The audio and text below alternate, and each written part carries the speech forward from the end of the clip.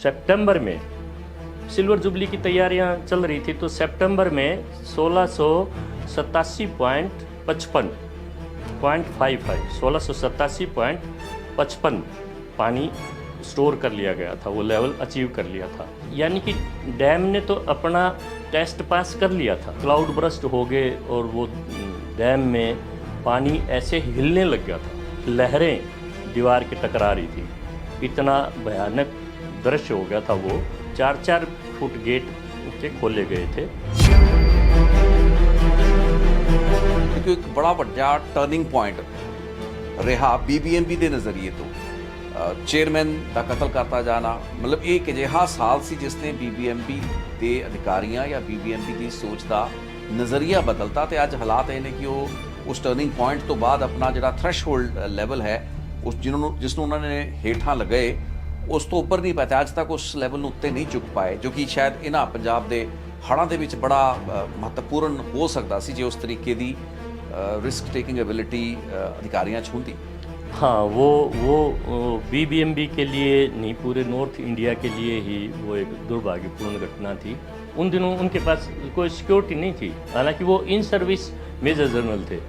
In service थे वो।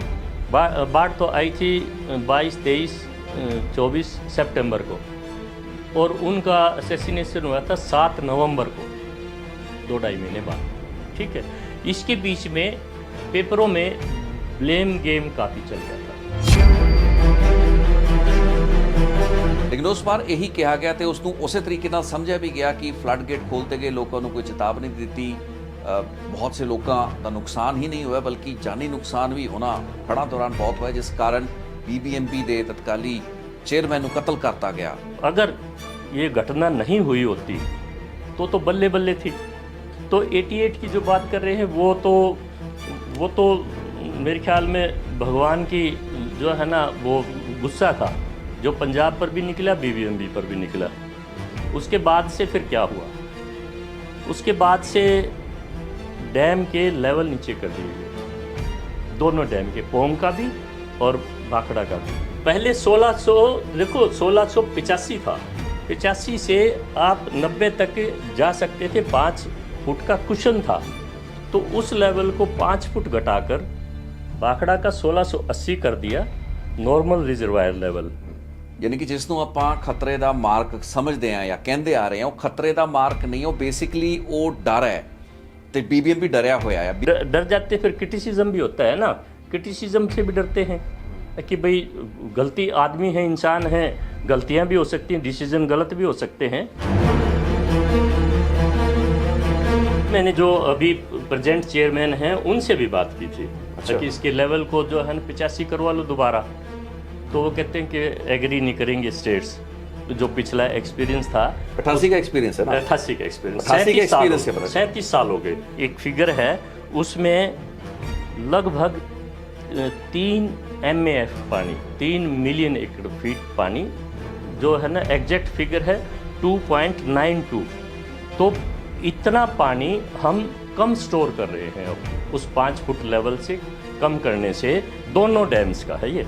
ऊपर लेवल पर, पॉलिटिकल लेवल पर डिसीजन लिए जाएं कि ये डैम को जो है ना दोबारा लेवल को रिव्यू किया जाए, पानी को रिटेन किया जाए, और जो है ना इनका प्रॉपर बिजली और उसका यूटिलाइजेशन हो, और एक स्पेशल कमेटी बने जो फ्लड के टाइम में वो BBMP को गाइड करे।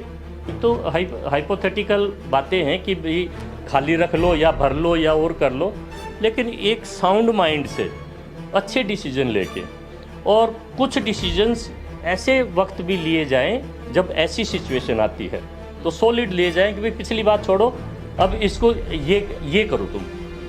जो मेरे ख्याल से, जो मैं महसूस करता हूँ, BBMP के बस की बात नहीं है, क्योंकि BBMP तो डरी ही रहती। नमस्कार, सत श्री अकाल, मैं हाँ रितेश लखी ते अज दी इस खास इंटरव्यू दे विच गल होएगी फ्लड कंट्रोल अते डैम्स दे रेगूलेशन प्रबंधन बारे। इस विषय उत्ते गलबात करन दा सबब बीते 2 हफ्तिਆਂ दौरान पंजाब विच बाढ़ दा वेखण नूं मिलिया प्रकोप है। सूबा सरकार यानी कि पंजाब जिहड़ा कि अफेक्टेड स्टेट है, उस दी सरकार अते भाखड़ा ब्यास मैनेजमेंट बोर्ड यानी कि BBMP ਦਰਮਿਆਨ ਇੱਕ ਇਲਜ਼ਾਮ ਤਰਾਸ਼ੀ ਪਿਛਲੇ ਕੁਝ ਦਿਨਾਂ ਦੌਰਾਨ ਵੇਖਣ ਨੂੰ ਮਿਲੀ ਹੈ। ਅੱਜ ਸਟੂਡੀਓ ਵਿੱਚ ਇਸ ਵਿਸ਼ੇ ਉੱਤੇ ਗੱਲ ਕਰਨ ਲਈ ਮੇਰੇ ਨਾਲ BBMP ਦੇ retired joint director public relations Ved Prakash Sharma ਹੈਗੇ ਨੇ, ਜੋ ਕਿ ਇੱਕ ਲੰਬੇ ਸਮੇਂ ਤੱਕ BBMP ਦੇ ਸਪੋਕਸਪਰਸਨ ਰਹਿ ਚੁੱਕੇ ਨੇ। ਲੇਕਿਨ VP ਸ਼ਰਮਾ ਜੀ ਦੇ ਨਾਲ ਅੱਜ ਦੀ ਗੱਲਬਾਤ ਕਰਨ ਦਾ ਜ਼ਿਆਦਾ ਅਹਿਮ ਕਾਰਨ ਇਹ ਹੈ ਕਿਉਂਕਿ ਤਕਰੀਬਨ 2-2.25 ਦਹਾਕਿਆਂ ਤੱਕ ਇੱਕ ਬਹੁਤ ਲੰਬੇ ਸਮੇਂ ਪੰਜਾਬ ਦੇ ਜਾਂ ਇਸ ਉੱਤਰੀ ਭਾਰਤ ਦੇ ਕੁਝ ਵੱਡੇ ਜਿਹੜੇ ਹੜ੍ਹਾਂ ਨੂੰ ਬਹੁਤ ਹੀ ਨੇੜਤਾ ਤੋਂ ਵੇਖਣ ਦਾ ਤੇ ਕੁਝ ਇਤਿਹਾਸਕ ਘਟਨਾਵਾਂ ਨੂੰ ਰੀਅਲ ਟਾਈਮ ਦੇ ਵਿੱਚ ਸਮਝਣ ਦਾ ਮੌਕਾ VP ਸ਼ਰਮਾ ਹੋਣਾ ਨੂੰ ਮਿਲਿਆ। ਅੱਜ ਦੀ ਤਾਰੀਖ ਦੇ ਵਿੱਚ ਬਹੁਤ ਅਜਿਹੇ ਘੱਟ ਲੋਕ ਹੈਗੇ ਨੇ ਜੋ ਕਿ BBMP ਦੇ ਮਾਮਲਿਆਂ ਬਾਰੇ ਓਡੀ ਖੁੱਲ੍ਹ ਕੇ ਗੱਲ ਕਰ ਸਕਦੇ ਨੇ, ਜਿਨ੍ਹਾਂ ਨੂੰ ਇਸ ਲੈਵਲ ਦੀ ਜਾਣਕਾਰੀ ਹੈ ਜਿੰਨੀ ਕਿ VP ਸ਼ਰਮਾ ਜੀ ਨੂੰ ਹੈ। ਸੋ ਅੱਜ ਆਪਾਂ ਇਹਨਾਂ ਦੇ ਨਾਲ ਗੱਲ ਕਰਾਂਗੇ। VP ਜੀ, ਸਭ ਤੋਂ ਪਹਿਲਾਂ ਤਾਂ ਬਹੁਤ-ਬਹੁਤ ਸਵਾਗਤ ਹੈ। धन्यवाद जी। ਇੱਥੇ ਮੈਂ ਦਰਸ਼ਕਾਂ ਨੂੰ ਇਹ ਸਾਫ਼ ਕਰਨਾ ਚਾਹਾਂਗਾ ਕਿ 1988 ਉਹ ਸਾਲ ਜਦੋਂ ਕਿ ਪੰਜਾਬ ਦੇ ਵਿੱਚ ਸਭ ਤੋਂ ਵੱਡਾ ਹੜ੍ਹ ਆਇਆ ਸੀ, BBMP ਵੱਲੋਂ ਭਾਖੜਾ ਜਿਹੜਾ ਡੈਮ ਸੀ ਉਸ ਦੇ ਫਲੱਡ ਗੇਟ ਖੋਲ੍ਹਤੇ ਗਏ ਸਨ। ਪੰਜਾਬ ਵਿੱਚ ਹੜ੍ਹਾਂ ਨੇ ਇੱਕ ਐਸੀ ਮਾਰ ਮਾਰੀ ਜਿਸ ਤੋਂ ਬਾਅਦ BBMP ਦੇ ਤਤਕਾਲੀ ਜਿਹੜੇ ਚੇਅਰਮੈਨ ਸਨ ਮੇਜਰ ਜਨਰਲ BN ਕੁਮਾਰ, ਉਹਨਾਂ ਦੀ ਹੱਤਿਆ ਖਾੜਕੂਆਂ ਵੱਲੋਂ ਚੰਡੀਗੜ੍ਹ ਦੇ ਸੈਕਟਰ 35 ਵਿਖੇ ਕਰਤੀ ਗਈ ਸੀ।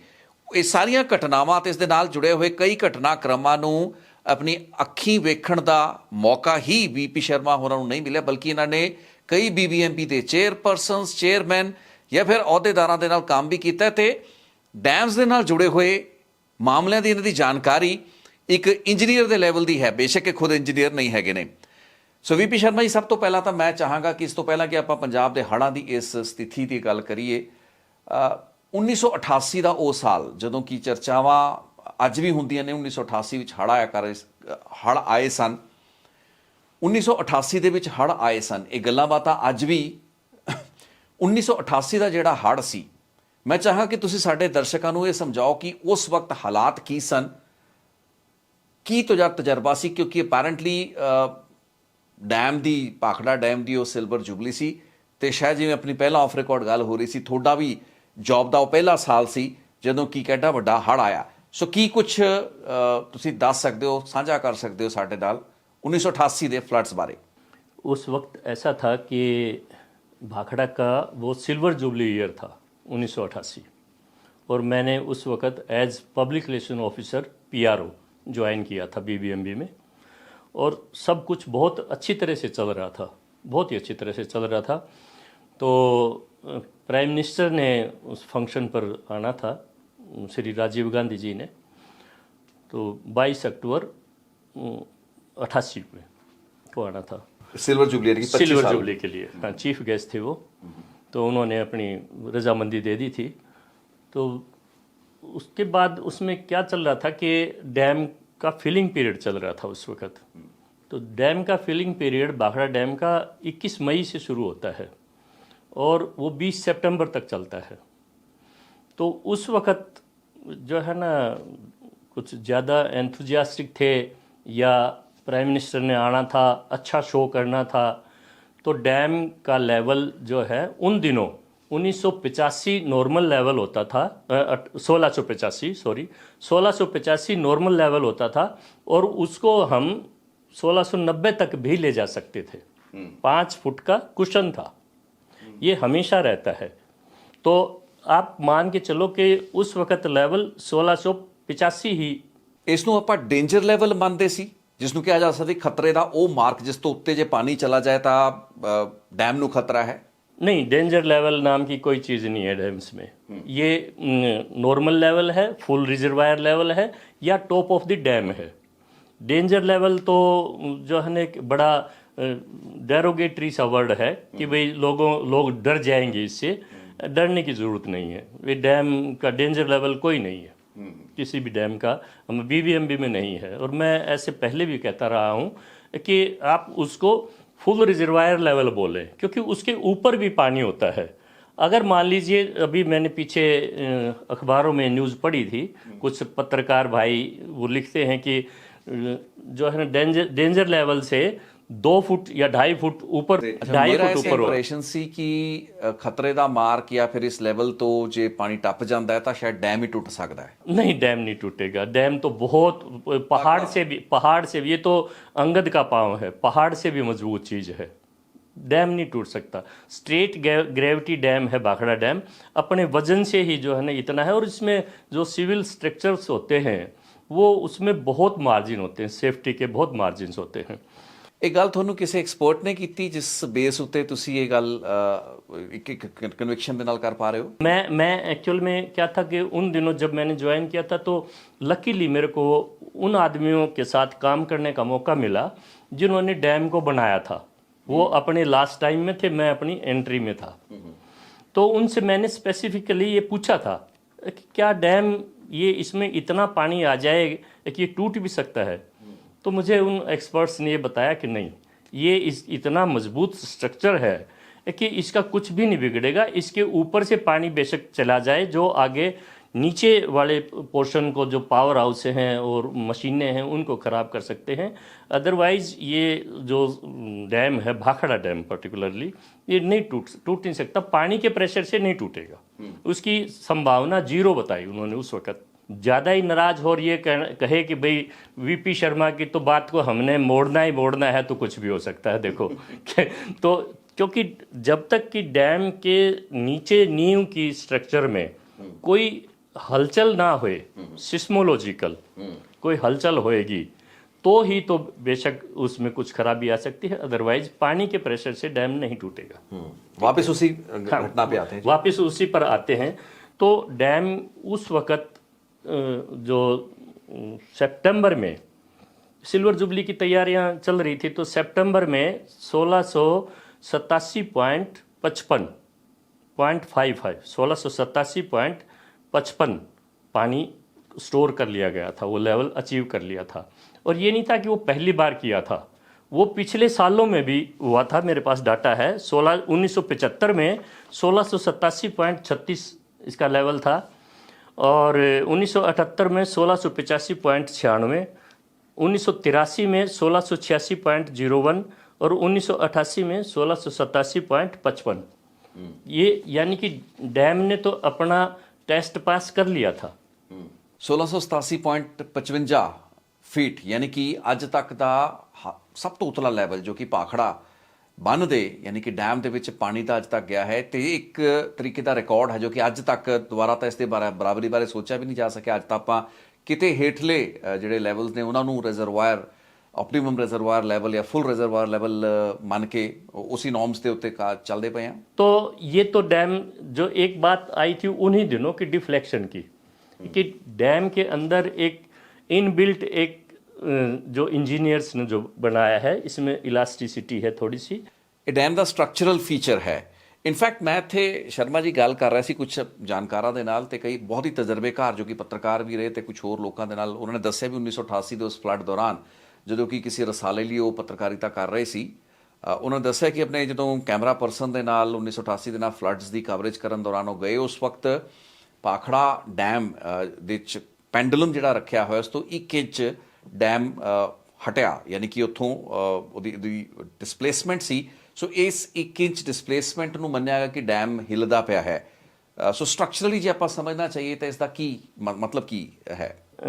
इंटरेस्ट लेकर इस बात की पूछताछ की कि ये जो डिफ्लेक्शन है, तो मेरे को यही बताया गया था जो वहाँ के इंजीनियर्स थे, हमारे जो पुराने इंजीनियर्स जिन्होंने डैम बनाया था, बनाने में हेल्प की थी, तो उन्होंने बताया था कि ये इसका एक फीचर है जो मतलब इसमें इलास्टिसिटी टिल्ट होगा।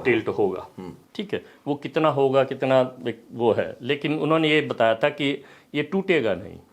ठीक है, तो वो जब अचीव कर लिया तो ऑल ऑफ ए सडन मुझे याद है, मैं उन दिनों उस तैयारी में इधर उधर घूम रहा था। कुछ टिकट भाखड़ा की डिज़ाइन करनी थी, कुछ और दूसरे रेडियो इंटरव्यूज़ थे, और जो है ना टीवी के भी थे।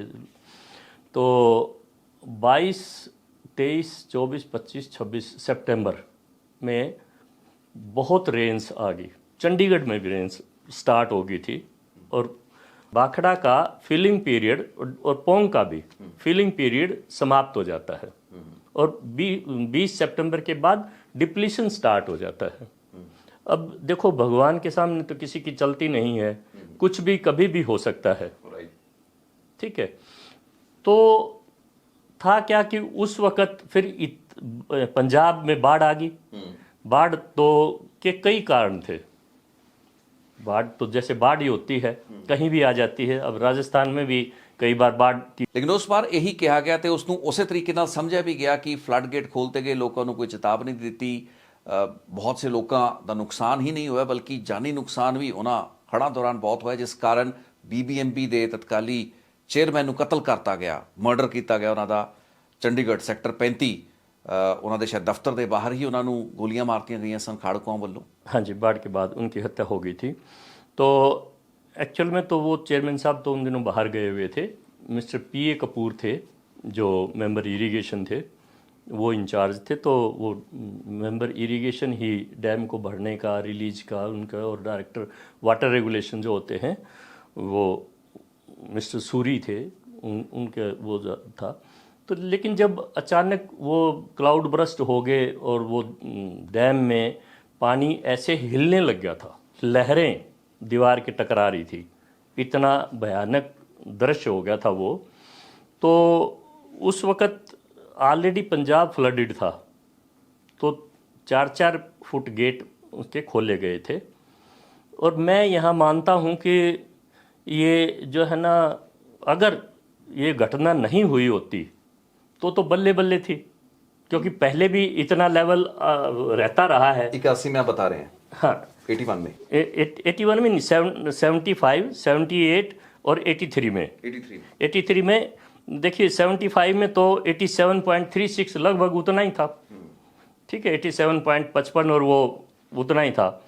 तो जब पिछले एक्सपीरियंस ऐसे थे कि पानी ज़्यादा ले लो तो ठीक है, क्योंकि वो आगे अगले साल अगर बाढ़ अकाल पड़ जाता है तो वो कैरी फॉरवर्ड हो जाता है वो पानी, तो उसका यूटिलाइजेशन होता है बिजली बनाने के लिए, इरिगेशन के लिए। अब BBMP की जो समस्या है वो ये है कि सूखा रह जाए तो दिक्कत में BBMP, पानी ज़्यादा आ जाए तो दिक्कत में BBMP। BBMP का एक्चुअल में भगवान के साथ कुश्ती है, कुश्ती लड़ना है।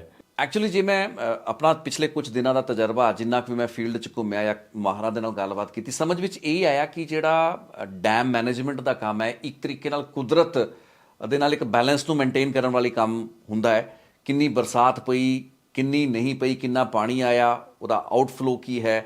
ਜੇ ਪਾਣੀ ਘੱਟ ਆਵੇ, ਬਰਸਾਤਾਂ ਘੱਟ ਪੈਣ, ਪਿੱਛੋਂ ਪਾਣੀ ਘੱਟ ਆਵੇ ਤਾਂ ਫਿਰ ਉਸ ਰਿਜ਼ਰਵਾਇਰ ਲੈਵਲ ਨੂੰ ਤੁਸੀਂ ਭਰਦੇ ਹੋ, ਅਦਰਵਾਈਜ਼ ਉਸ ਨੂੰ ਛੱਡਣਾ ਪੈਂਦਾ, ਜਦੋਂ ਕਿ ਕਈ ਵਾਰ ਫਲੱਡਸ ਵੀ ਆਉਂਦੇ ਨੇ। ਸੋ ਬੇਸਿਕਲੀ ਡੈਮ ਮੈਨੇਜਮੈਂਟ ਜਿਸ ਨੂੰ ਆਪਾਂ ਕਹਿੰਦੇ ਹਾਂ, ਇਟਸ ਮੋਰ ਅਬਾਊਟ ਜਿਹਨੂੰ ਕਹਿੰਦੇ maintaining a balance with nature. ਕੁਦਰਤ ਦੇ ਨਾਲ ਤੁਸੀਂ ਇੱਕ तालमेल बना के चलना होता है, राइट? अच्छा, उस वक़्त ये 37 साल पुरानी बात है 88 की। उस वक़्त टेक्नोलॉजी इतनी ज़्यादा एडवांस भी नहीं थी हमारी IMD की, जो मौसम के जो भविष्यवक्ता हैं, इंडियन मेट्रोलॉजिकल डिपार्टमेंट, इतना सटीक नहीं था, अभी भी नहीं है, लेकिन वो अपनी प्रेडिक्शन देते हैं। अब वो भी बेचारे जो है ना क्या करें, वो भी बता देते हैं। कितनी बार ऐसा होता है कि 4 दिन बारिश रहेगी, फिर वो बीच में कह देंगे कि जो है ना वो हवा बदल गई और वो बादल चले गए। तो है क्या कि हमारे 2 एरिया हैं, एक कैचमेंट एरिया है भाखड़ा का जो 22,000 स्क्वायर किलोमीटर है, और एक कमांड एरिया है जहाँ पर इरिगेशन करनी है। तो कैचमेंट एरिया में यानी कि IMD की प्रेडिक्शन है कि 99% बारिश होगी देश में, और वहाँ कैचमेंट एरिया में मान लो थोड़ा सा बदल नहीं रह आता तो वो हमारे लिए तो काम नहीं आएगी, ठीक है। तो कई बार सटीक नहीं भी होता। आजकल तो ऐसा हो गया है कि वो रियल टाइम सिस्टम बन गया है, और वो पता लग जाता है कि वहाँ बारिश होगी है तो इतने घंटे बाद डैम में पानी पहुँचेगा, और इतने पहले उसको छोड़ दिया जाता है, थोड़ी जगह बना ली जाती है। तो 88 की जो बात कर रहे हैं वो तो मेरे ख्याल में भगवान की जो है ना वो गुस्सा था, जो पंजाब पर भी निकला, BBMP पर भी निकला, क्योंकि वो हो सकता है कुदरत के साथ जो हम वो कर रहे हैं उसकी सज़ा मिली हो, पंजाब को भी और बीबीएमबी को भी। उसके बाद से फिर क्या हुआ, उसके बाद से डैम के लेवल नीचे कर दिए गए, दोनों डैम के, पोंग का भी और भाखड़ा का भी। पहले 1600 देखो 1685 था, 85 से आप 90 तक जा सकते थे, 5 फुट का कुशन था। वो कुशन कभी इतना यूटिलाइज नहीं किया, बढ़ने के लिए थोड़ा थोड़ा किया ना, कभी 4-5 साल के मैंने बताया आपको। तो उसमें फिर ये होता है कि वो कुशन इसलिए होता है कि अगर इस तरह की बाढ़ आ जाए उसको आप एडजस्ट कर लो और फिर पानी का लेवल फिर नीचे कर दो। तो उस लेवल को 5 फुट घटाकर भाखड़ा का 1680 कर दिया नॉर्मल रिजर्वायर लेवल। ਯਾਨੀ ਕਿ ਜਿਸ ਨੂੰ ਆਪਾਂ ਖਤਰੇ ਦਾ ਮਾਰਕ ਸਮਝਦੇ ਆ ਜਾਂ ਕਹਿੰਦੇ ਆ ਰਹੇ ਆ, ਉਹ ਖਤਰੇ ਦਾ ਮਾਰਕ ਨਹੀਂ, ਉਹ ਬੇਸਿਕਲੀ ਉਹ ਡਰ ਹੈ। ਤੇ ਬੀਬੀਐਮਬੀ ਡਰਿਆ ਹੋਇਆ ਹੈ। ਬੀਬੀਐਮਬੀ 1988 ਦੇ ਉਹਨਾਂ ਹੜ੍ਹਾਂ ਦੌਰਾਨ ਜੋ ਕੁਝ ਹੋਇਆ, ਤਬਾਹੀ ਆਪਣੇ ਪਾਸੇ ਸੀ। ਬੀਬੀਐਮਬੀ ਦੇ ਸੰਗਠਨਾਤਮਕ ਪੱਧਰ ਉੱਤੇ ਵੀ ਨੁਕਸਾਨ ਹੋਇਆ, ਉਹਨਾਂ ਦਾ ਚੇਅਰਮੈਨ ਕਤਲ ਕਰਤਾ ਜਾਂਦਾ। ਤਾਂ ਉਸ ਤੋਂ ਬਾਅਦ ਇੱਕ ਡਰ, ਸਾਈਕੋਸਿਸ ਜਿਹੜਾ ਬਣ ਗਿਆ, ਤੇ ਜਿਹੜਾ ਲੋਅਰ ਲੈਵਲ ਹੈ ਉਸ ਨੂੰ 5 ਫੁੱਟ ਜਿਵੇਂ ਆਪਾਂ ਜ਼ਿਕਰ ਕੀਤਾ ਘਟਾਤਾ ਗਿਆ। ਉਸ ਨੂੰ ਦੁਬਾਰਾ ਕਦੇ ਚੱਕਣ ਦੀ ਜਾਂ ਰੇਸ ਕਰਨ ਦੀ ਲੋੜ ਮਹਿਸੂਸ ਨਹੀਂ ਕੀਤੀ। ਸੋ ਆਪਾਂ ਬੇਸਿਕਲੀ ਇੱਕ ਖਤਰੇ ਦੇ ਮਾਰਕ ਦੀ ਗੱਲ ਨਹੀਂ ਕਰ ਰਹੇ, ਆਪਾਂ ਇੱਕ ਡਰ ਦੇ ਲੈਵਲ ਦੀ ਹਮੇਸ਼ਾ ਗੱਲ ਕਰਦੇ ਹਾਂ ਜਦੋਂ ਵੀ ਆਪਾਂ ਇਹ ਕਹਿ ਰਹੇ ਹੁੰਦੇ ਕਿ ਇਸ ਵਾਰ ਡੈਮ ਦਾ ਜਿਹੜਾ ਲੈਵਲ ਹੈ ਉਹ किस पद्धर पे पहुंच चुका है, 2 फुट 4 फुट थल्ले है या उत्ते चल रहा है। डर जाते फिर क्रिटिसिज्म भी होता है ना, क्रिटिसिज्म से भी डरते हैं कि भाई गलती, आदमी है, इंसान है, गलतियां भी हो सकती हैं, डिसीजन गलत भी हो सकते हैं।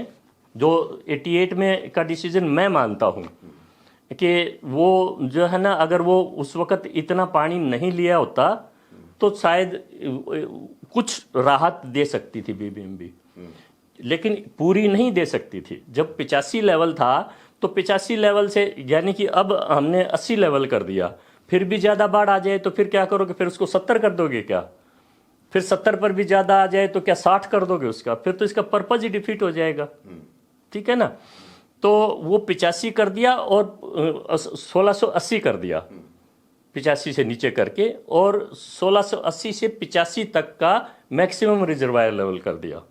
यानी कि नॉर्मल रहेगा 1680 और मैक्सिमम रहेगा 1685।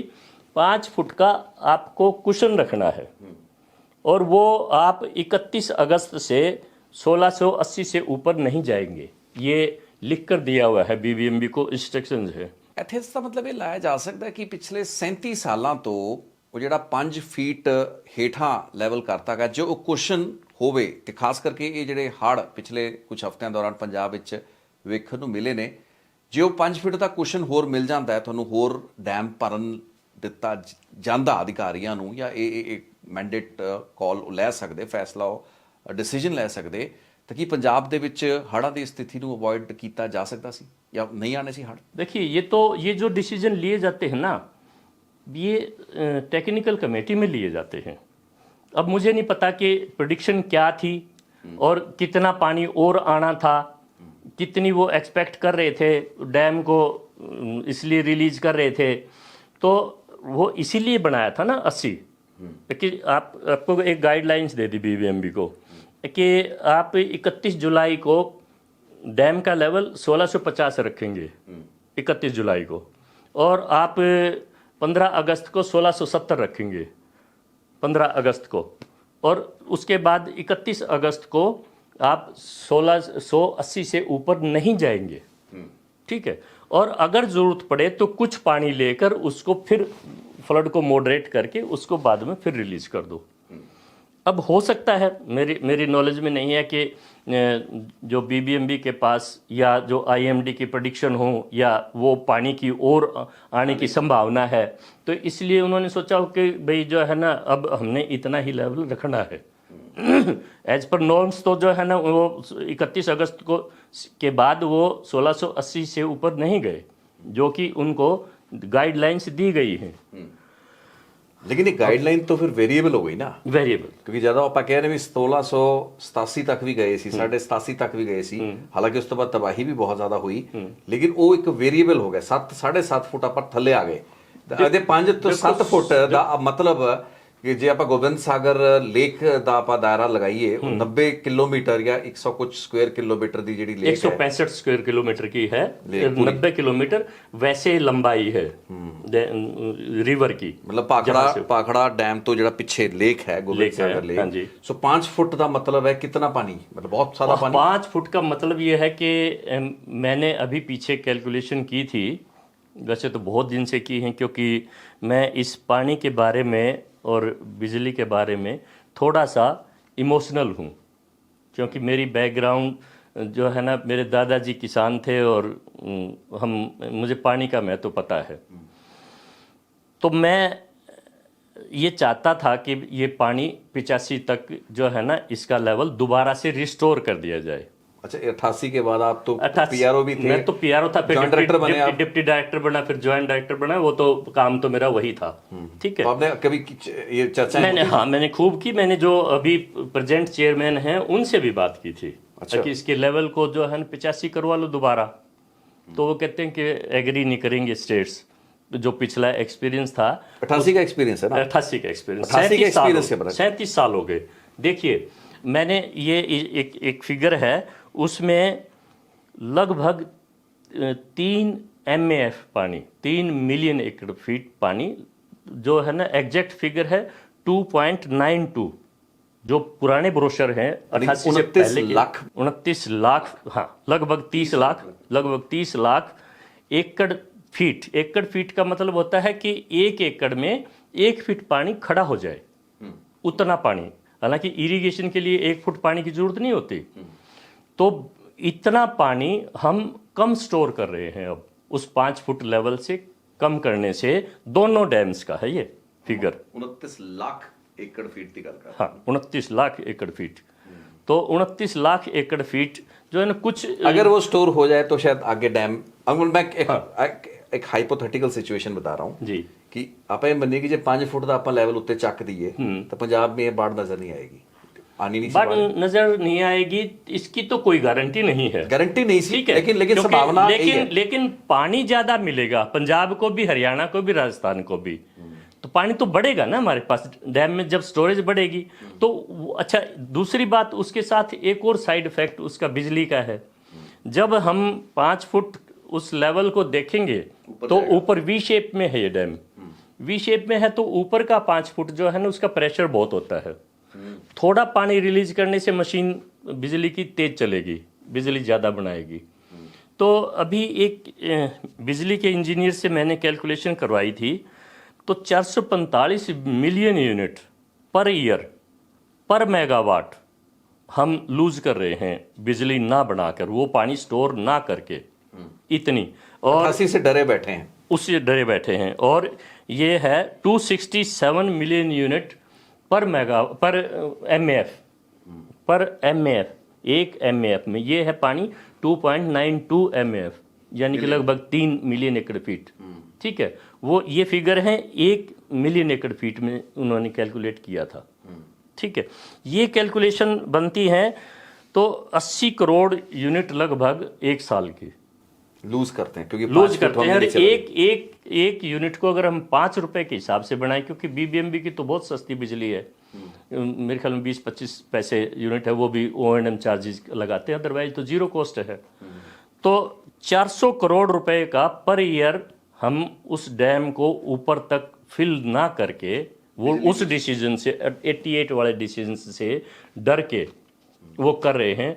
और पिछले 37 साल में ये जो बाढ़ की जो सिचुएशन है, ये बीच में भी 2-3 बार आई है, 19 में आई है, 23 में आई है, फिर ये अब थोड़ी सी ज़्यादा आई है।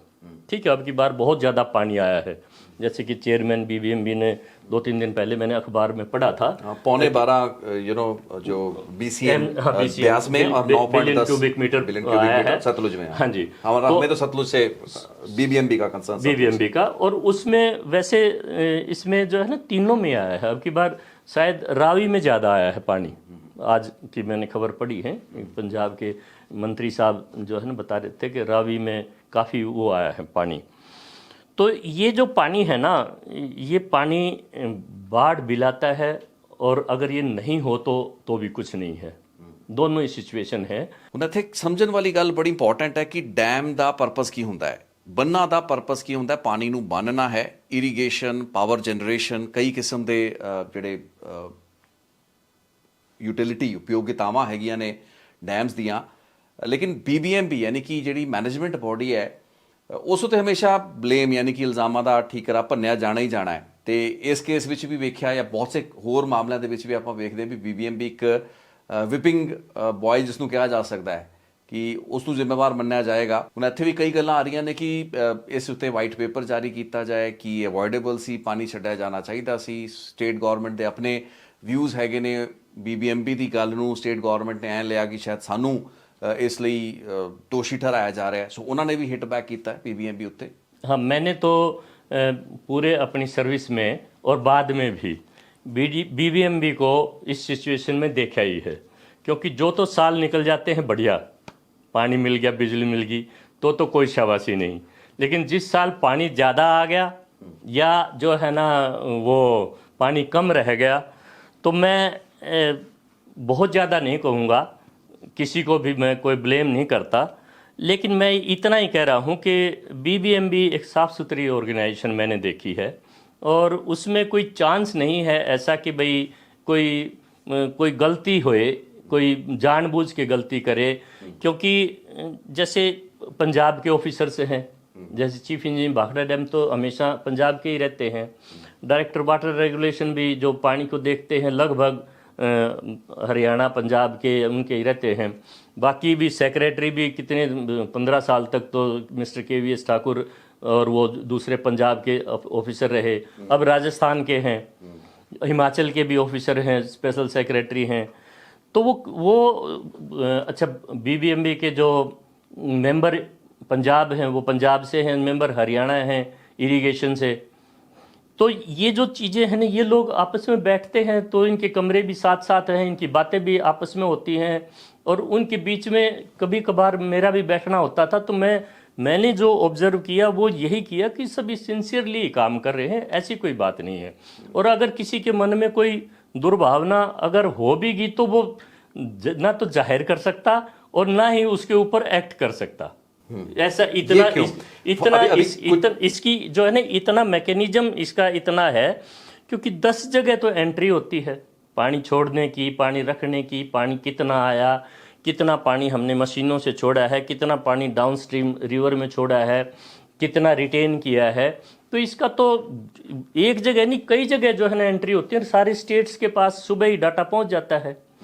पूरे स्टेट्स में जो है ना हरियाणा, पंजाब, राजस्थान में पूरे चीफ इंजीनियर लेवल के आदमी हैं जो सिर्फ भाखड़ा के पानी को ही देखते हैं।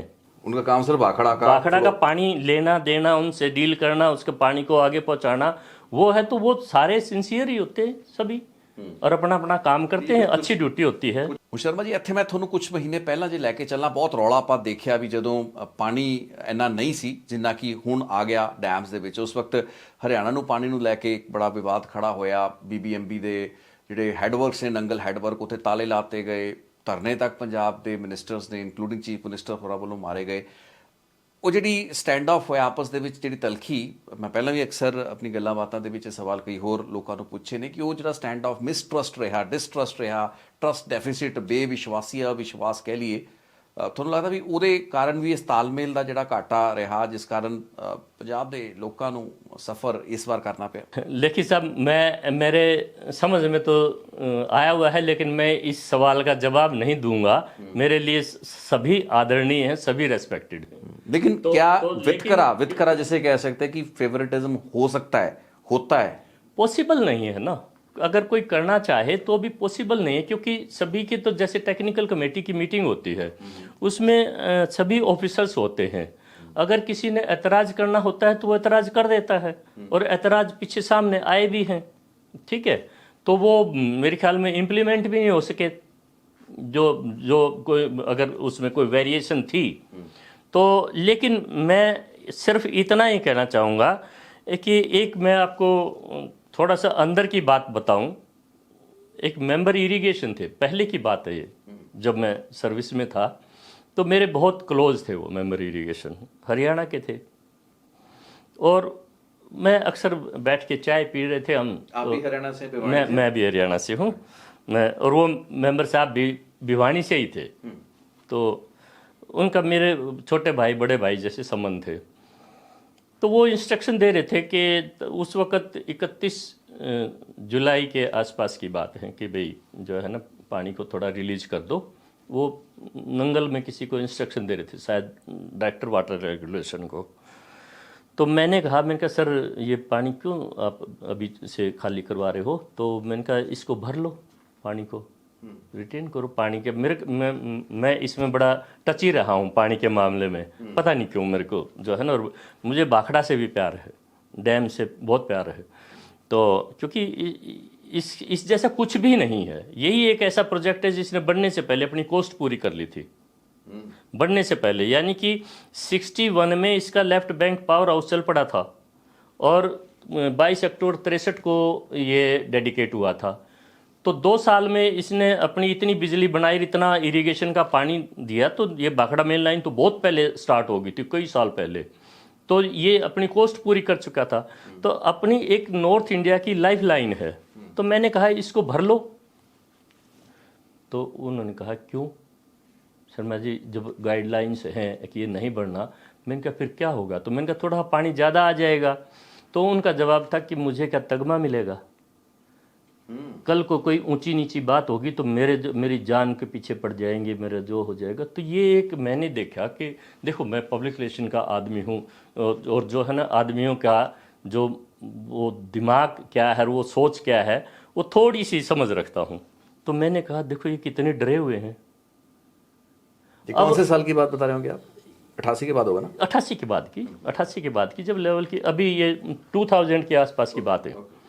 तो मैंने कहा ये देखो ये कितने डरे हुए हैं कि ये जो है ना, और वो इल्ज़ाम क्या लगाएंगे कि भाई किसी को हरियाणा को पानी दे देंगे या उसको पानी दे देंगे, उसको नहीं देंगे। ऐसा कोई भी नहीं करता, कर ही नहीं सकता। तो वो उन्होंने मेरे को कहा कि मेरे को कौन सा तगमा मिलेगा जो मैं भर लूँगा तो अगर कुछ ऊंच नीच होगी तो।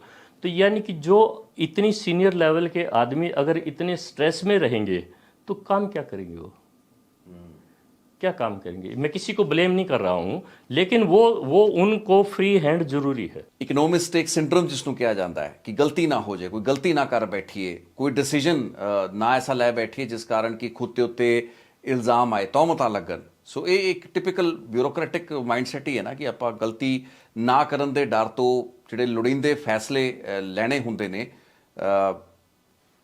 in some cases it may also mean risk taking, ਇੱਕ ਕੈਲਕੂਲੇਟਿਡ ਰਿਸਕ ਲੈਣਾ ਪੈਂਦਾ ਕਈ ਸਿਚੁਏਸ਼ਨਸ ਦੇ ਵਿੱਚ। ਉਹ ਵੀ ਲੈਣ ਤੋਂ ਅਫਸਰ ਮੁਨਕਰ ਹੁੰਦੇ ਨੇ, ਪਿੱਛੇ ਹਟਦੇ ਨੇ। और मैं ये चाहता हूं कि ऊपर लेवल पर, पॉलिटिकल लेवल पर डिसीजन लिए जाएं कि ये डैम को जो है ना दोबारा लेवल को रिव्यू किया जाए, पानी को रिटेन किया जाए और जो है ना इनका प्रॉपर बिजली और उसका यूटिलाइजेशन हो। और एक स्पेशल कमेटी बने जो फ्लड के टाइम में वो बीबीएमबी को गाइड करे, अपनी जिम्मेवारी लेके। वो टेक्निकल कमेटी का ही तो काम है। टेक्निकल कमेटी को तो फ्लड में ही है, इसी टाइम इनकी रेलेवेंस होगी ना। लेकिन एक ह्यूमन नेचर ये है, एक टेक्निकल कमेटी में भी तो आदमी ही है ना, चीफ इंजीनियर लेवल के आदमी हैं। वो कहेंगे कि हम क्यों जिम्मेवारी लें, फिर कहेंगे हम क्यों जिम्मेवारी लें। इवन जो बोर्ड लेवल के आदमी बैठते हैं, बोर्ड में जो आदमी बैठते हैं, जो आईएएस होते हैं और जो 9 मेंबर हैं हमारे यहाँ, एक चेयरमैन है, 2 वोल टाइम मेंबर हैं, मेंबर इरिगेशन, मेंबर पावर, 4 हैं पार्टनर स्टेट्स के जो आईएएस ऑफिसर्स, एक हैं इंडस वो कमिश्नर और एक मिनिस्टर ऑफ पावर के जॉइंट सेक्रेटरी। कोई भी अपनी जिम्मेवारी नहीं लेना चाहता कि भाई कल को तू फंस जाएगा, तूने ये कहा था। अगर कोई कमेटी हो तो वो ले सकती है फैसला। अब एक छोटी सी बात मैं बताता हूँ कि मैंने पीछे जब भाखड़ा पर जो विजिट करने लोग आते हैं तो बहुत पहले की बात है, किसी वीआईपी का एक कैमरा वो वहीं रखवा लेते हैं बरमूला चौक पर, पुलिस वाले, वहाँ लिखा है फोटोग्राफी मना है। अब सैटेलाइट से जो है ना फोटोग्राफ आ जाते हैं घर की छत के, तो कहाँ से एंटिटी रहेगी। तो वो वीआईपी अपना कैमरा ले जाना भूल गए और वो हमारे लिए महाभारत बन गया। वो कैमरा फिर बाद में दिल्ली भिजवाया और किया। तो मैंने, चेयरमैन साहब थे मिस्टर ओबराय, मेजर जनरल थे मिलिट्री के, मैंने 3 मेजर जनरल के नीचे काम किया है। तो मैंने उनसे कहा कि सर ये जो है ना कैमरा रखवा लेते हैं और आप इसको ख़त्म करो, ये अब क्या कैमरे की सेंसिटिविटी रह गई है। तो उन्होंने कहा आप एक नोट पुटअप कर दो और वो लिखो कि भाई ये हटा दी जाए क्लाज। मैंने नोट पुटअप कर दिया। हमारे एक सेक्रेटरी थे मिस्टर KG अग्रवाल, वो माने ही नहीं, वो कहते मैं साइन नहीं करूँगा कि कल को कोई बात हो जाए तो जो है ना ये मेरे ऊपर आ जाएगा कि तुमने ये फोटोग्राफी बंद करवा दी और ये इंसिडेंट होगी। तो लोग इतने स्ट्रेस में, इतने वो नहीं हुआ वो पास जो मैं चाहता था कि कैमरे की, अब कहीं कैमरे की, हाथ वाले कैमरे की सेंसिटिविटी है क्या, कहीं कुछ भी नहीं है, तो वो नहीं हो सका। तो ये जो डर है ना, मैंने इसमें ये देखा है कि ये जो बाढ़ है ये तो प्राकृतिक आपदा है, इसमें हर आदमी ने अपना जोर लगा के काम किया है। पंजाब सरकार ने भी अपना काम किया है, BBMP ने भी अपना काम किया है, जो NGOs हैं और वो भी अपना काम कर रहे हैं, कोई भी जो है ना पीछे नहीं हटा है। लेकिन जो है ना आपस में विश्वास की कमी है कि जो है ना एक दूसरे को, वो नहीं होना चाहिए, वो जो है ना वो ख़त्म होना चाहिए, क्योंकि ऐसी ऑर्गेनाइजेशन जो ऐसे डैम हर जगह नहीं है। ये कोई ऐसी ऑर्गेनाइजेशन है नहीं कि जहाँ पर कोई बहुत ज़्यादा कोई भ्रष्टाचार की गुंजाइश नहीं है, बिल्कुल भी ना ही यहाँ पर कोई जो है ना फेवरेटिज्म की भी है, क्योंकि कोई कहीं से है, कोई कहीं से है, कोई कहीं। अब पांच स्टेट के आदमी काम करते हैं। 5 स्टेट कैसे, 4 तो हरियाणा, पंजाब, हिमाचल, राजस्थान और BBMP के अपने एम्प्लाई हैं, और 5 ही जो है ना BBMP के बॉस हैं, हरियाणा, पंजाब, हिमाचल, राजस्थान और सेंटर। अब 5 जो है ना जो एजेंसीज को एक आदमी कैसे जवाब देगा, कैसे सेटिस्फाई करेगा? उनके आपस में जो है ना पता नहीं पॉलिटिकल इंटरेस्ट मिलते हैं, नहीं मिलते हैं, कोई कुछ कहता है, कोई कुछ कहता है, तो लेकिन तो इतनी कन्फ्यूजन अगर रहेगी तो आदमी काम कैसे करेगा? लेकिन शर्मा जी, ਇੱਥੇ ਮੈਂ ਇੱਕ ਵਾਰ ਦੁਬਾਰਾ ਜੇ ਡੈਮ ਦੇ ਸਟਰਕਚਰਲ ਪਾਰਟ ਤੇ ਆ ਜਾਵਾਂ। ਆਪਾਂ 1988 ਦੀ ਗੱਲ ਕੀਤੀ, ਅੱਜ 37 ਸਾਲ ਹੋਰ ਬੀਤ ਚੁੱਕੇ ਨੇ, ਆਲਮੋਸਟ 17 ਦਾ ਡੈਮ ਹੋਣ ਜਾ ਰਿਹਾ ਹੈ, ਤੇ ਸਟਰਕਚਰਲੀ ਜਿਹੜਾ 5 ਫੀਟ ਦਾ ਜਿਹੜਾ ਕੁਸ਼ਨ ਲੈ ਕੇ ਚੱਲਦੇ ਪਏ ਨੇ BBMP ਅਥਾਰਟੀਜ਼ ਪਿਛਲੇ 37 ਸਾਲਾਂ ਤੋਂ, with the passage of time ਕਿ ਡੈਮ ਦੀ ਜਿਹੜੀ ਉਮਰ ਜਿਵੇਂ ਜਿਵੇਂ ਵੱਧਦੀ ਹੈ, ਉਸ ਦੀ ਸਟਰਕਚਰਲ ਮਜ਼ਬੂਤੀ ਨੂੰ ਕਿਵੇਂ ਆਂਕਿਆ ਜਾਂਦਾ ਹੈ ਕਿ ਉਹ ਕਮਜ਼ੋਰ ਹੁੰਦਾ ਹੈ with the passage of time? ਉਹਦੇ ਬਾਰੇ ਕੀ इन्फॉर्म्ड अंडरस्टैंडिंग है? हाँ, डैम तो जो है ना 400 साल के लिए बनाया है, अभी तो 70-80 साल ही हुए हैं, तो 400 साल के लिए इसकी लाइफ है, जो ऑपरेशनल लाइफ है। डैम के स्ट्रक्चर की लाइफ की कोई ऐसी नहीं है बताया गया कहीं भी, किताबों में, बुक्स में, टेक्निकल बुक्स में। क्योंकि एक बुक निकली थी हिस्ट्री ऑफ भाखड़ा डैम 88 में, वो मैंने ही पब्लिश की थी और वो मैंने पढ़ी है कई बार उस वक़्त प्रिंटिंग के टाइम में, और उसमें कहीं ऐसा नहीं है कि ये डैम जो है ना ये उसके बाद टूट जाएगा, क्योंकि इसमें सिल्ट आती है। जब ये डैम बना था तो जो अंदाज़ा था सिल्ट का वो 6% था कि 6% इसमें सिल्ट आएगी, लेकिन क्लाइमेटिक चेंजेज हैं, डिफॉरेस्टेशन है या कंस्ट्रक्शन है, उसकी वजह से जितना अंदाज़ा लगाया गया था कि भाई इसमें इतनी सिल्ट आएगी, उससे ज़्यादा है। अब जो है ना मैंने चेयरमैन BBMP का बयान पढ़ा था कि 25% इसमें सिल्ट आ गई है, तो 25% तो वो कम हो गया उसका कैपेसिटी। 5 फुट ऊपर से कैपेसिटी कम होगी तो रह गया क्या? इसका पर्पज जो है ना, जिस पर्पज के लिए जो है ना, एक पुरानी कहावत है कि जहाज जो है वो किनारे पर खड़ा सेफ रहता है, तो लेकिन उसका काम नहीं, पानी वाला, तो वो जो है ना किनारे पर खड़ा सेफ रहता है, या उड़ने वाला भी कह सकते हैं आप। अब उड़ने वाला, अहमदाबाद की जो घटना होगी तो किसी ने उड़ना तो बंद नहीं किया है ना, उस दिन भी लोग गए हैं बैठ के, उस दिन भी उड़ा के भी लेके गए हैं, लेकिन घटना होगी तो होगी, वो दुर्घटना होती है। 88 भी दुर्घटना थी और ये भी दुर्घटना थी। अब उसकी जो है ना, मेरी थिंकिंग पॉजिटिव है, मैं लाइन छोटी करने का उसमें नहीं हूँ, लाइन अपनी बड़ी करो, सभी के लिए है। अब देखो मैंने तो कुछ नहीं लेना देना, करना नहीं है, तो सभी से जो है ना इस ये इतने बड़े बड़े मेगा स्ट्रक्चर हैं, इतने काम आते हैं, इतना इनका पूरा जो है ना हरियाणा, पंजाब, उत्तरी भारत में, ये उत्तरी भारत की तो जीवन रेखा है। और ये जो है ना ग्रीन रेवोल्यूशन, वाइट रेवोल्यूशन, और सारे जितने मछली पालन का है, और इसके जो बाढ़ का भी मिटिगेशन का है। बाढ़ भी जैसे पानी अगर स्टोर ही ना करोगे आप, बिल्कुल ही जैसे पहले तो बाढ़ ही बाढ़ आती थी बिफोर भाखड़ा, तो वो तो उसका एक पर्पज़, तो मेन पर्पज़ तो यही था, मुझे बताया गया था कि बाढ़ को ही कंट्रोल करना इसका पर्पज़ था, जो कि हो भी रहा है। अब बाढ़ इतनी आ जाए, क्लाउड बरस्ट हो जाए कि आदमी के और उनके डैम के और उसके बस की ही ना रहे, तो फिर कौन क्या कर सकता है। तो कई बार क्या होता है कि पानी की नीचे डिमांड होती है, कई बार नहीं होती, बारिश आ जाती है। हर महीने टेक्निकल कमेटी की मीटिंग होती है, और उस मीटिंग में अगले महीने के 3 भाग बना दिए जाते हैं। 3 भाग, 1 तारीख से 10 तारीख तक, फिर 11 से 20 तारीख तक, फिर 21 से 30 तारीख तक। तो हर आदमी से इंडेंट ले लिया जाता है, जो भी वो इसके बेनिफिशरीज हैं। तो उन बेनिफिशरीज में जो है ना इंडेंट का भी एक टेक्निकल बात है, इंडेंट लेना। सबसे नीचे है राजस्थान, ठीक है, तो राजस्थान अपना इंडेंट देगा हरियाणा को, और दिल्ली का भी पानी जाता है यहाँ से, तो दिल्ली भी हरियाणा को देगा इंडेंट। चंडीगढ़ में भी थोड़ा पीने का पानी आता है। हरियाणा अपना प्लस राजस्थान प्लस दिल्ली जोड़ के पंजाब को इंडेंट देगा। इंडेंट मतलब कि डिमांड कितना चाहिए डिमांड, क्योंकि जिसकी भी इलाके में नहर जाती है, उसको लास्ट में उसके पास वो इंडेंट पहुंच जाता है। तो पंजाब के पास लास्ट में इंडेंट आता है, वो बीबीएमबी को दे देता है कि ये है, और वो इंडेंट और वो सारी चीज़ें टेक्निकल कमेटी में डिसाइड होती हैं। तो होना तो अभी तक तो कुछ ऐसा हुआ नहीं है कि आपस में स्टेट्स का कोई हुआ हो। मैं ये कहता हूँ कि पॉलिटिशियंस को भी जो है ना, मैंने जो 1-2 पॉलिटिशियंस से बात करी है।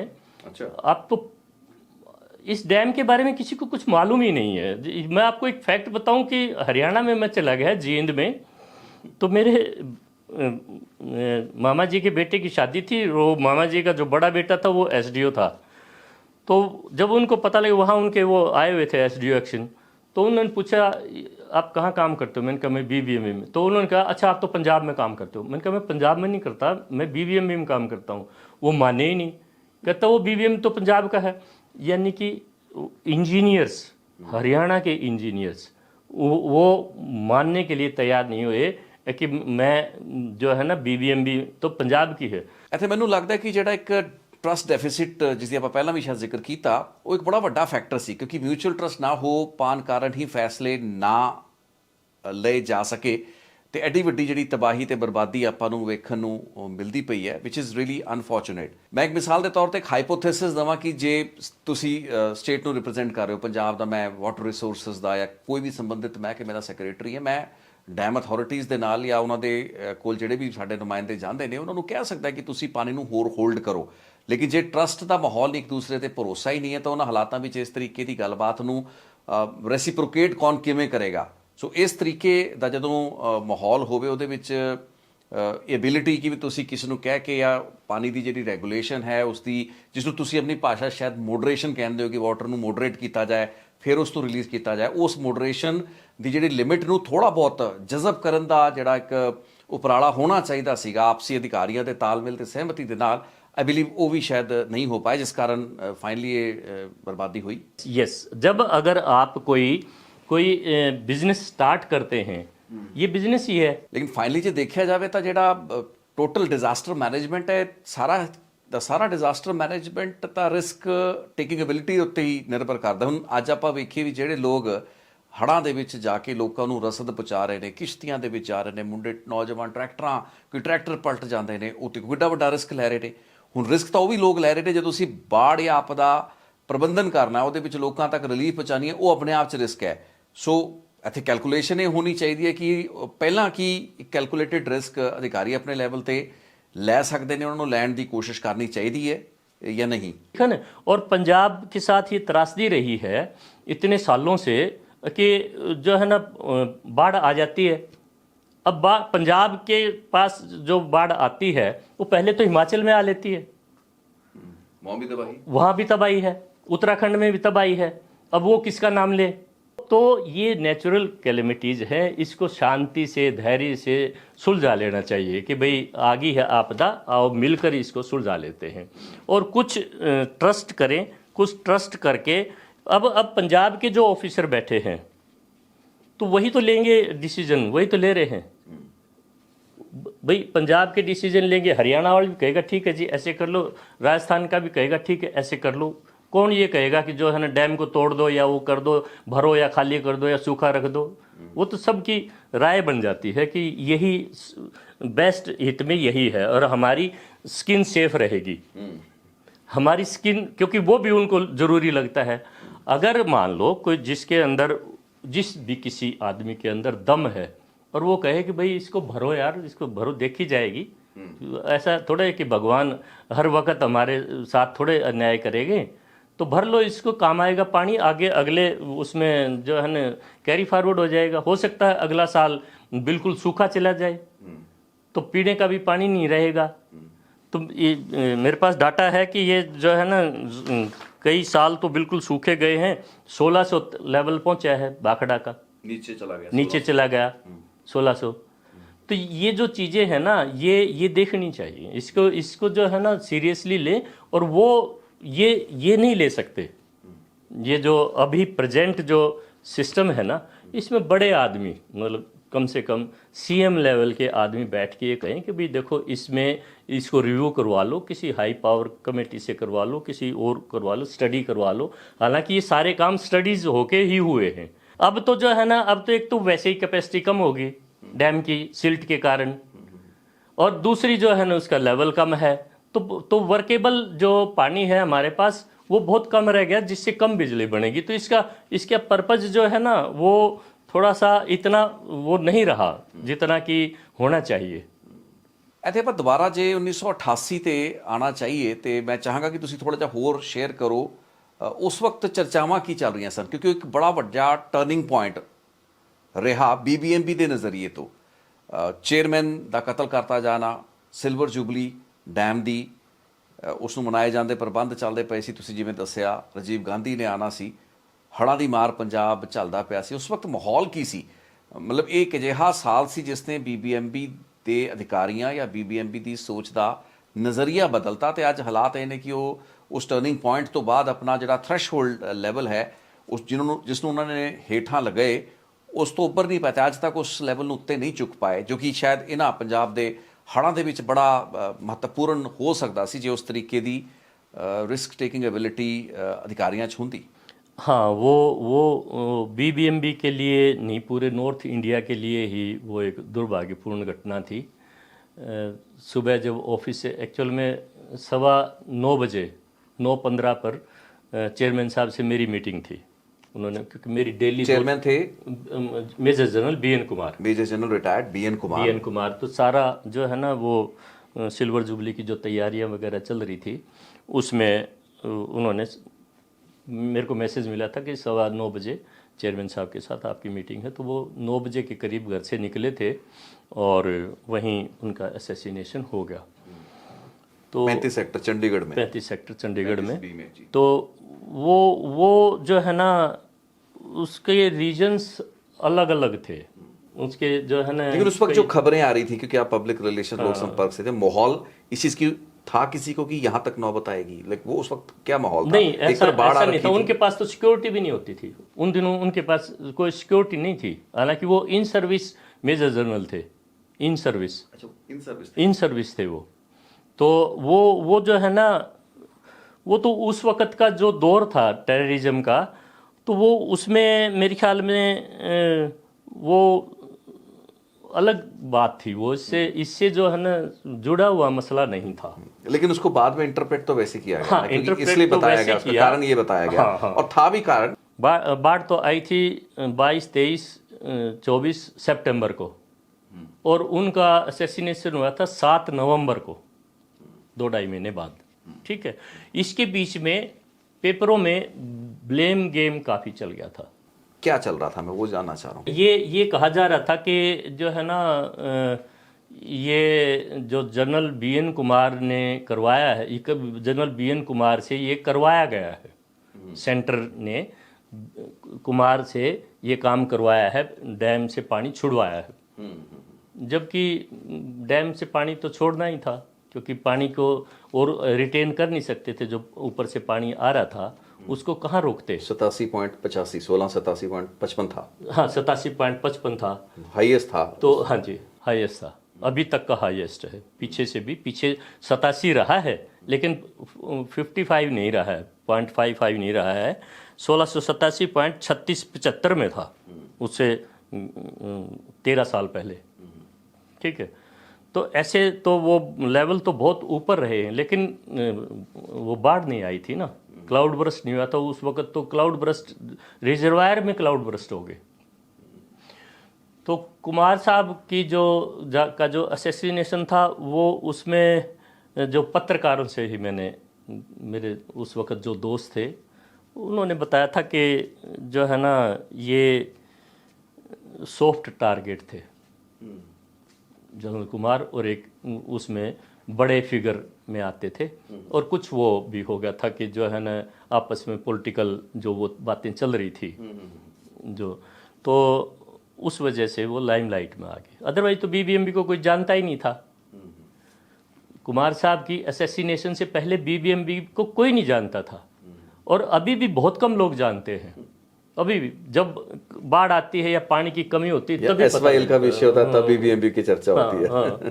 तो थोड़ा ਜਿਹਾ ਬਿਆਸ ਬਾਰੇ ਵੀ ਆਪਾਂ ਗੱਲ ਕਰੀਏ, ਕਿਉਂਕਿ ਅਕਸਰ ਸਤਲੁਜ ਦੀ ਦਰਿਆ ਦੀ ਗੱਲ ਕੀਤੀ ਜਾਂਦੀ ਹੈ, ਬੀਬੀਐਮਬੀ ਨੂੰ ਜ਼ਿਆਦਾ ਸਤਲੁਜ ਦੇ ਨਾਲ ਦੇਖਿਆ ਜਾਂਦਾ। ਬਿਆਸ ਦੇ ਆਪਰੇਸ਼ਨ, ਉੱਥੇ ਦੇ ਜਿਹੜੇ ਡੈਮ ਦੀ ਮੈਨੇਜਮੈਂਟ ਹੈ बीबीएमबी, वो की हैगा, ਉਹਦੇ ਆਪਰੇਸ਼ਨਸ ਬਾਰੇ ਥੋੜਾ ਜਿਹਾ ਦੱਸੋ। आपको जानकर हैरानी होगी कि जितनी चर्चा भाखड़ा की होती है, उससे ज्यादा पानी ब्यास में है, उसमें पोंग डैम में है, और वो बड़ी झील है। वो 265 स्क्वायर किलोमीटर की है, 100 स्क्वायर किलोमीटर ज़्यादा है। अच्छा। वो ज़्यादा बड़ी लेक है, और उसमें पानी भी थोड़ा सा ज़्यादा है, और वो अर्द्रन डैम है। वो मतलब मिट्टी का डैम है, मिट्टी, और वो एक प्रोसेस होता है, वो भी बहुत मजबूत है, और उसका भी जो रोड लेवल है वो 1430 है। अच्छा। 1430। तो पहले जो भरते थे हम, वो 1400 तक भरते थे। ठीक है, और अब 1390 कर दिया है उसका, 10 फुट घटा दिया। ये 88 के बाद से? 88 के बाद से। इधर भाखड़ा पे असर पड़ा, उधर हाँ, उससे भी तो पानी रिलीज किया ना, काफी पानी। तो बाढ़ में तो पानी जितना रोक सकते थे रोका, बाकी छोड़ दिया। ਇਨਫੈਕਟ ਮੈਨੂੰ ਯਾਦ ਹੈ ਕਿ ਮੰਡ ਦਾ ਜਿਹੜਾ ਇਲਾਕਾ ਜੋ ਕਿ ਮਿਲੀਟੈਂਸੀ ਦੇ ਨਾਲ ਕਾਫੀ ਪ੍ਰਭਾਵਿਤ ਸੀ, ਇਸ ਵਕਤ ਉਹ ਗੱਲ ਉਹਨਾਂ ਸਾਲਾਂ ਦੌਰਾਨ ਉੱਠੀ। ਉਸ ਤੋਂ ਬਾਅਦ ਦੇ ਵਿੱਚ ਵੀ ਕਈ ਸਾਲਾਂ ਦੌਰਾਨ ਇਹ ਗੱਲ ਚੱਲਦੀ ਰਹੀ, ਤੇ ਇਹ ਜ਼ਿਕਰ ਆਉਂਦਾ ਰਿਹਾ ਕਿ ਮੰਡ ਦੇ ਇਲਾਕੇ ਦੇ ਵਿੱਚੋਂ ਮਿਲੀਟੈਂਟਸ ਨੂੰ ਫਲਸ਼ ਆਊਟ ਕਰਨ ਲਈ ਵੀ ਜਾਣਬੁੱਝ ਕੇ ਪਾਣੀ ਜਿਹੜਾ ਸੀ ਉਹ ਛੱਡਿਆ ਗਿਆ। ਸੋ ਇਸ ਤਰੀਕੇ ਦੀਆਂ ਨੈਰੇਟਿਵਸ ਤੇ ਗੱਲਾਂ ਬਾਤਾਂ ਵੀ ਉਹਨਾਂ ਸਾਲਾਂ ਤੋਂ, ਉਸ ਤੋਂ ਬਾਅਦ ਦੇ ਸਾਲਾਂ ਦੌਰਾਨ ਕਾਫੀ ਸੁਣਨ ਨੂੰ ਮਿਲੀਆਂ। उस वक्त जो है ना ऐसा हुआ कि मिस्टर गोविंद ठुकराल, जो हिंदुस्तान टाइम्स के प्रिंसिपल कॉरेस्पोंडेंट थे, उस वक्त ट्रिब्यून में थे? नहीं, एचटी में थे वो। तो वो कहने लगे जनरल कुमार से कि मैं एरिया देखना चाहता हूँ। तो जनरल कुमार मेरे से कहने लगे शर्मा जी आप इनके साथ चले जाओ और सारा सर्वे करवा लो, दिखा लो जहाँ जहाँ भी जाना चाहते हैं। तो हम चले गए वहाँ पंजाब के खेतों में जो भाखड़ा का पानी था। तो उसके बाद जो है इसी ना, तरफ हो गया रोपड़। हाँ, रोपड़ के खेतों में, आगे जब नंगल जाते हैं ना, तो बीच में हम उनको, ठुकराल साहब को मालूम था रास्ता कहाँ जाना है। तो आगे जब गए तो खेतों में चले गए, वहाँ पर घर बने हुए थे, उन घरों के लोगों के, वो तब तक पानी उतर चुका था, खाली हो गया था। तो वहाँ हमने देखा कि उन्होंने देखा ऐसे ऐसे करके, तो ऊपर पेड़ों के ऊपर जो है ना वो पत्ते टंगे हुए थे, कपड़े, पॉलिथीन, और वो बड़े बड़े ऊंचे पेड़ों पर। तो पानी वहां तक गया। तो वो कहने लगे कि पानी यहाँ तक आया था। तो लकीली वो जो है ना वहाँ के एसडीएम थे कि तहसीलदार थे, वो राहत के पैसे बांट रहे थे, उनका भी वो काम चल रहा था खेतों में ही। तो वो गोविंद साहब को जानते थे, ठुकराल साहब को। तो वो उठ के आ गए, तो उन्होंने बात की, तो फिर ये कहने लगे कि जो है ना ये यहाँ तक पेड़ों के ऊपर तक जो वो टंगे हुए थे पुराने कपड़े, पॉलीथीन और कूड़ा जाले से, तो ये तो पता था कि ऊपर तक आ गया। फिर ठकुराल साहब ने एक लेडी से पूछा कि ये पानी कब आया? कहते जी ये पानी उस दिन आया, वो बताती रही। फिर बोली एक दिन जो है ना फिर अचानक ठंडा पानी आया, ठंडा पानी। तो ठंडा पानी तो भाखड़ा का आता है, ठीक है ना। जब वो 4 फुट गेट खोले थे तो ठंडा पानी, भाखड़ा का पानी बहुत ठंडा होता है। तो उस वक़्त वो ठकुराल साहब मेरे से कहने लगे शर्मा जी देखो ये भाखड़ा की बात कर रही है। मैंने कहा भाखड़ा की बात, तो ये तो ओपन है कि गेट तो खोल ही थे। तो उस वक़्त तो ये सिचुएशन थी। तो वो उसमें उसको ये कहेंगे कि भाखड़ा या BBMB added to the injury. पर उनके पास अगर कोई ऑप्शन नहीं है, अगर फ्लड गेट खोलने हैं या पानी को छोड़ना है, अगर उसका ऑप्टिमम लेवल रीच हो चुका है तो फिर वो तो छोड़ना ही पड़ेगा, क्योंकि dams are meant to regulate water. पानी को बिल्कुल रोका तो जा ही नहीं सकता, रिवर का नेचुरल कोर्स है, और कोई रास्ता ही नहीं है, पानी तो छूटेगा ही छूटेगा। पानी तो छोड़ना ही पड़ेगा, उसकी एक लिमिट है। मैं कहता हूं कि अगर आप बिल्कुल खाली कर दो डैम को, और कुदरत के सामने तो आप कुछ कर नहीं सकते। कुदरत इतना पानी भेज दे कि 10 दिन में ही पानी जो है ना 1700 फुट तक पहुंचा दे, और फिर भी छोड़ना पड़ेगा। तो ये हाइपोथेटिकल बातें हैं कि भाई खाली रख लो या भर लो या और कर लो, लेकिन एक साउंड माइंड से अच्छे डिसीजन लेके, और कुछ डिसीजंस ऐसे वक्त भी लिए जाएं जब ऐसी सिचुएशन आती है तो सॉलिड लिए जाएं कि भाई पिछली बात छोड़ो, अब इसको ये करो तुम, ठीक है। तो वो डिसीजन होने चाहिए जो जो जो जो मेरे ख्याल से, जो मैं महसूस करता हूं, बीबीएमबी के बस की बात नहीं है, क्योंकि बीबीएमबी तो डरी ही रहती है। बिल्कुल, उसमें पार्टनर स्टेट्स की, सरकारों की, उनको एक, क्योंकि वो मालिक नहीं है ना, मालिक इसके और है, वो कस्टोडियन है। बीबीएमबी कस्टोडियन कह लो, मैनेजर कह लो। अब आप एक जो या कार ड्राइवर है उसको आप बोल दोगे कि 100 की स्पीड पर चलना है या 80 की पर चलना है या 60 पर चलना है, और फिर कहते रहो कि ये इधर से क्यों निकाला, इधर से ये गड्ढे में डाल दिया, इधर से इसको ओवरटेक क्यों किया, तो वो कहेगा थोड़ी ही देर में कि बाबा बहुत मुश्किल हो गया गाड़ी चलानी। बीबीएमबी ये भी नहीं कह सकता, ये भी नहीं कह सकता। तो शर्मा जी आखिरी सवाल, इनफैक्ट बहुत अहम है गल्लां बातां ने, बहुत काटा जे है माहर ने जो कि इन्ना खुल के या इस लेवल दी हिस्टोरिकल रेफरेंसिस ਦੇ ਨਾਲ ਗੱਲਬਾਤ ਸਾਡੇ ਨਾਲ ਸਾਂਝੀਆਂ ਕਰ ਸਕਦੇ ਨੇ बीबीएमबी ਦੇ ਮਾਮਲਿਆਂ ਬਾਰੇ, ਜੋ ਕਿ ਵੀਪੀ ਸ਼ਰਮਾ ਜੀ ਦੇ ਨਾਲ ਆਪਾਂ ਪਿਛਲੇ ਕੁਝ ਸਮੇਂ ਤੋਂ ਕਰਦੇ ਪਏ ਆ। मैं इत्थे हुणे जानना चाहांगा कि डाउनस्ट्रीम जिहड़ा डैम दे हेठां जिहड़ी बर्बादी है, जिहड़ा नुकसान हुंदा है, उस नूं मिनिमाइज़ कीता जाए, उस नूं घट कीता जाए, उस लई बहुत कुछ कीते जाण दीआं लोड़ां ने जो कि स्टेट गवर्नमेंट्स ने अपने पद्धर उत्ते करदियां ने। सो अपस्ट्रीम डैम तो ते डाउनस्ट्रीम दो अलग अलग सिनारियोस ने, थोड़े हिसाब नाल की हेठला डाउनस्ट्रीम कीता जा सकता है? देखिए सतलुज जो है ना वो भी तो नेचर ही है ना, जहां भी जारी है। हमने बीच में एक जगह डैम बनाकर उसको टैप किया, आगे भी same for Beas, same for Ravi, ठीक है। तो आगे भी तो नेचर ही चल रही है ना, सतलुज नेचर ही है, आगे भी ये जो पंजाब के बीच से निकल रही है, तो इसका जो कोर्स है वो बहुत चौड़ा हो जाता है, बहुत चौड़ा हो जाता है।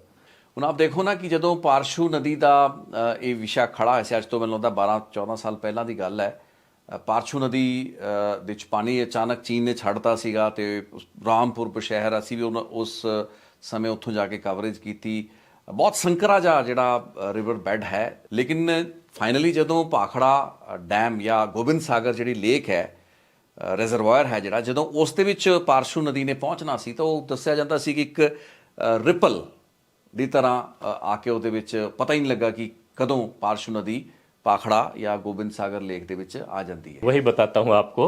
तो उन दिनों जो है ना पूरे देश में पारछू झील का जो है ना वो तहलका मचा हुआ था, और इतना वो हो गया था। तो अजय बनर्जी जी जो ट्रिब्यून के अच्छे प्रिंसिपल कॉरेस्पोंडेंट, वो बड़े समझदार थे। उनको जो है कुछ जर्नलिस्ट ऐसे भी थे जिनको मुझसे भी ज़्यादा नॉलेज थी, मैं ये मानता हूँ कि जिनमें जो है ना एक अवस्थी साहब थे, अजय बनर्जी थे, एएस पाराशर वो हैं, तो वो मतलब मेरी भी गलतियां निकाल देते थे, जैसे प्रेस रिलीज बनाते थे। तो अजय जी आए तो कहने लगे शर्मा जी पारछू का क्या चक्कर है, पूरे देश में हाँ, पूरे देश में हाँ, मीडिया में सारा मीडिया रामपुर बशहर पहुंचा हुआ है। मैंने कहा कि बनर्जी साहब देखो, वो पारछू झील पीछे कितनी तोड़फोड़ करके आती है हिमाचल में, उसमें वो उसके तो मुझे अंदाज़ा नहीं है। यहाँ आके वो चूहा बन जाएगी, और 4 फुट भाखड़ा का लेवल बढ़ा था, सारी पारछू झील इसी में आ गई थी। इतने काम का है ये डैम, सारी पारछू झील इसमें समा गई थी। तो अब जो है ना, जो इतनी बढ़िया बढ़िया चीज़ें हैं उसको अच्छे से जो है ना रल मिल के चलाया जाए। चारों स्टेट्स का छोटे मोटे देखो झगड़े होते हैं, अपने अपने पॉलिटिकल एजेंडे भी होते हैं, वो भी होते हैं, लेकिन इसको जो है ना एक अच्छी इसका बचाव करें सब। ਇਨਫੈਕਟ ਮੇਰਾ ਆਖਰੀ ਸਵਾਲ ਜਿਹੜਾ ਮੈਂ ਪੁੱਛਿਆ ਸੀ ਉਹ ਵਿੱਚ ਹੀ ਰਹਿ ਗਿਆ ਕਿ ਡਾਊਨਸਟ੍ਰੀਮ ਡੈਮਸ ਦੇ ਹੇਠਾਂ ਆਪਾਂ ਫਲੱਡ ਕੰਟਰੋਲ ਲਈ, ਫਲੱਡ ਦਾ ਘੱਟੋ ਘੱਟ ਨੁਕਸਾਨ ਹੋਵੇ ਉਸ ਦੇ ਲਈ ਬਹੁਤ ਕੁਝ ਕੀਤੇ ਜਾਣ ਦੀ ਗੁੰਜਾਇਸ਼ ਹੈ। ਇਨਫੈਕਟ ਡਰੇਨੇਜ ਜਿਹੜਾ ਹੈਗਾ, ਮੈਂ ਚਾਹਾਂਗਾ ਕਿ ਜੇ ਤੁਸੀਂ ਉਸ ਦੇ ਬਾਰੇ ਦੱਸ ਸਕੋ ਕਿ ਡਰੇਨੇਜ ਨੂੰ ਪੁਖਤਾ ਕਰਨ ਲਈ ਸੰਬੰਧਿਤ ਸਰਕਾਰਾਂ ਨੂੰ ਬਹੁਤ ਕੁਝ ਕਰਨ ਦੀ ਲੋੜ ਹੈ। ਡੂ ਯੂ ਅਗਰੀ ਕਿ ਮਤਲਬ ਹੇਠਲੇ ਪੱਧਰ ਉੱਤੇ ਕਾਫੀ ਕੁਝ ਕੀਤੇ ਜਾਣ ਦੀ ਲੋੜਾਂ ਹੁੰਦੀਆਂ ਨੇ ਜੋ ਕਿ ਕੀਤਾ ਨਹੀਂ ਜਾਂਦਾ, ਤੇ ਤਾਂ ਹੀ ਕਰਕੇ ਅਜੇ ਹਾਲਾਤ ਬਣਦੇ ਨੇ। ਜੇ ਪਾਣੀ ਕਦੇ ਜ਼ਿਆਦਾ ਆ ਗਿਆ, ਡੈਮਸ ਨਹੀਂ ਸਟੋਰ ਕਰ ਪਾਏ, ਉਹਨਾਂ ਨੂੰ ਛੱਡਣਾ ਹੀ ਪਿਆ, ਫਲੱਡ ਗੇਟ ਖੋਲ੍ਹਣੇ ਪਏ, ਬਰਬਾਦੀ ਜਿਵੇਂ ਤੁਸੀਂ ਪੰਜਾਬ 'ਚ ਹੋਈ ਹੈ, ਇਹ ਇਨएविटेबल हो जाती है, अनअवॉइडेबल हो जाती है। देखो मैं मेरा ये विचार है इसमें इतने एक्सपीरियंस से कि फिर वही नेचर से टकराने की बात है। चाहे बीबीएमबी टकरा ले, चाहे पंजाब टकरा ले, ठीक है। पंजाब उसको पानी को, इतनी बाढ़ के पानी को चैनलाइज करने के लिए कितना काम किया जा सकता है, क्या क्या कर लेंगे आप। जो दरिया जो है ना, दरिया का कैसे आप कर लेंगे। अब 7 साल तक तो 8 साल तक तो बाढ़ आई नहीं, और वहाँ पर लोग खेती भी करने लगे, रहने भी लगे, पशु भी हैं, डंगर भी हैं। तो उसके बाद फिर अचानक ये पता लगता है कि बाढ़ आ गई। अगर हर साल मान लो उसकी खुदाई करो या चैनलाइज करो या और करो, अरबों रुपया मेरे ख्याल में हो जाएगा, और ये नहीं पता कि वहाँ से पानी चलेगा भी कि नहीं। अभी एक आज मैंने न्यूज़ पढ़ी है कि वो रिवर ने जो है ना, वो वहाँ प्रदर्शन कर रहे थे कहीं पंजाब में, कि रिवर का मुंह इधर हो गया सतलुज का हमारी तरफ। उसने अपना ओरिजिनल वो कोर्स छोड़ के और वो उधर आ गई, क्योंकि वहां कंस्ट्रक्शन होगी। तो सरकार कितना काम करेगी इसमें, क्या क्या कर सकती है। वही जो नेचर से टकराने वाली बात है। बाढ़ चली जाएगी, लोगों को तो इफेक्ट होता ही। पंजाब का दुर्भाग्य है कि जो है ना, हमले भी इधर से ही हुए, बाढ़ भी यहीं आती है और वो भी आती है, लेकिन फिर भी नंबर 1 स्टेट थी, और जो लोग मेहनती हैं। अब जो वहाँ पर आंध्र प्रदेश में साइक्लोन आते हैं, अब वो साइक्लोन हर साल आते हैं, वहाँ लोगों के घर बह जाते हैं, कई किलोमीटर तक जो है तबाह हो जाते हैं। तो ये नेचुरल कैलेमिटीज है, उसका क्या इलाज। समुद्र को कोई बांध तो नहीं सकता ना। तो ये यही है बस। तो मैं किसी को भी ब्लेम नहीं दूंगा, और मैं तो यही मैंने देखा है कि हर आदमी अपना काम कर रहा है, पूरा कर रहा है, और ईमानदारी से कर रहा है। तो आपस में विश्वास रखें, और एक दूसरे से जो है ना बढ़ा के इन ये जो ऑर्गेनाइजेशन है, जो ये डैम्स है, इनका पूरा यूटिलाइजेशन करें। सो शर्मा जी, बहुत बहुत धन्यवाद जी, थैंक यू सो मच। बहुत ही ਗਹਿਰੀਆਂ ਗੱਲਾਂ ਬਾਤਾਂ ਤੇ ਬਹੁਤ ਹੀ ਦਿਲਚਸਪ ਜਾਣਕਾਰੀ, ਜੋ ਕਿ ਪਾਣੀ ਦੇ ਪ੍ਰਬੰਧਾਂ ਦੇ ਨਾਲ, ਡੈਮ ਦੇ ਮੈਨੇਜਮੈਂਟ ਦੇ ਨਾਲ ਤੇ ਫਲੱਡ ਕੰਟਰੋਲ ਦੇ ਨਾਲ ਜੁੜੀ ਹੋਈ ਜਾਣਕਾਰੀ ਹੈ, ਤੇ ਕੁਝ ਐਸੀਆਂ ਘਟਨਾਵਾਂ ਜਿਨ੍ਹਾਂ ਬਾਰੇ ਬਹੁਤ ਘੱਟ ਸੁਣਨ ਨੂੰ ਜਾਂ ਸਮਝਣ ਨੂੰ ਮਿਲਦਾ, ਅੱਜ ਸਾਡੇ ਨਾਲ ਸ਼ਰਮਾ ਜੀ ਨੇ ਸਾਂਝੀਆਂ ਕੀਤੀਆਂ ਨੇ। ਸੋ ਬਹੁਤ ਬਹੁਤ ਸ਼ੁਕਰੀਆ ਤੁਹਾਡਾ ਸਰ, ਸਮਾਂ ਕੱਢਿਆ, ਆਏ ਤੇ ਗੱਲਬਾਤ ਕੀਤੀ। Thank you.